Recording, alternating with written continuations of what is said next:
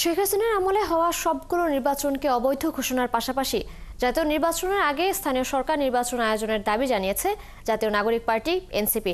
শনিবার রাতে প্রধান উপদেষ্টার সঙ্গে বৈঠক শেষে দলটির আহ্বায়ক নাহিদ ইসলাম আরও বলেন, দ্রুত ইসি সংস্কার, আওয়ামী লীগের বিচার ও ডিসেম্বর থেকে জুনের মধ্যেই চান তারা।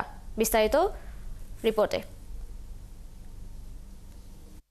দেশের চলমান পরিস্থিতি নিয়ে বিএনপি ও জামাতে ইসলামীর সঙ্গে বৈঠকের পর জাতীয় নাগরিক পার্টি এনসিপি নেতাদের সঙ্গে বসেন প্রধান উপদেষ্টা ডক্টর মোহাম্মদ ইউনূস। শনিবার রাত 10:15টার দিকে রাষ্ট্রীয় অতিথি ভবন যমুনায় বৈঠকটি শুরু হয়। প্রায় আধা ঘন্টার বৈঠক শেষে সাংবাদিকদের সামনে আসেন এনসিপি নেতা নাহিদ ইসলাম। গণ অভ্যুত্থানের যে প্রতিশ্রুতি রক্ষায় দায়িত্ব গ্রহণ করেছিলেন তা শেষ করতে প্রধান উপদেষ্টা মোহাম্মদ ইউনূসের প্রতি আহ্বান জানিয়েছেন তারা। কোনো রাজনৈতিক দল নয়, জনগণের প্রতি প্রতিশ্রুতিবদ্ধ হতেও প্রধান উপদেষ্টাকে অনুরোধ করেছেন তারা। ওনাকে চাপ প্রয়োগ করে বিভিন্ন দাবি আদায়ের চেষ্টা চলছে, এই জায়গাতে উনি হতাশা ব্যক্ত করেছে। আমাদের জায়গা থেকে আমরা বলেছি যে কোনো রাজনৈতিক দল নয়, উনি যাতে জনগণের প্রতি, গণ অভ্যুত্থানকারী ছাত্র জনতার প্রতি কমিটেড হন এবং সেই জায়গায় কাজ করতে উনি ওনার দৃঢ়তা ব্যক্ত করেন। নাহিদ ইসলাম বলেন, শেখ হাসিনার আমলে হওয়া সব নির্বাচনকে আনুষ্ঠানিকভাবে অবৈধ ঘোষণার পাশাপাশি দ্রুত ইসি সংস্কার করে সবার আগে স্থানীয় নির্বাচন চেয়েছেন তারা।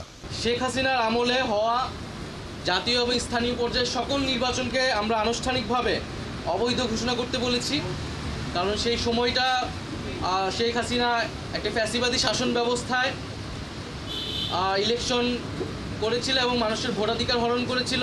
তিনি জানান, জুলাই গণহত্যার বিচার ও সংস্কার প্রক্রিয়া চলমান রাখা এবং জুলাই শহীদ পরিবার ও আহতদের পুনর্বাসন নিয়ে বৈঠকে আলোচনা হয়েছে। ইলেকশন কমিশন পুনর্গঠন করে যাতে স্থানীয় সরকার নির্বাচনের দ্রুত আয়োজন করা হয়, এর ফলে নাগরিক সেবা যে দুর্ভোগটি হচ্ছে, নাগরিক সেবা পাচ্ছে না জনগণ, সেটি নিশ্চিত করা সম্ভব হবে।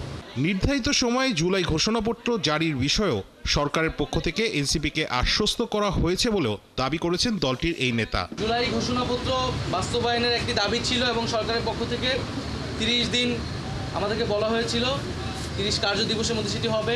রাশেদ আনিস, 71, ঢাকা।